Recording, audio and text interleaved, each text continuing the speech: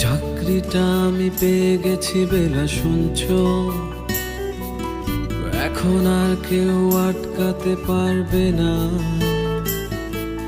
সম্বন্ধটা এবার তুমি ভেস্তে দিতে পারো।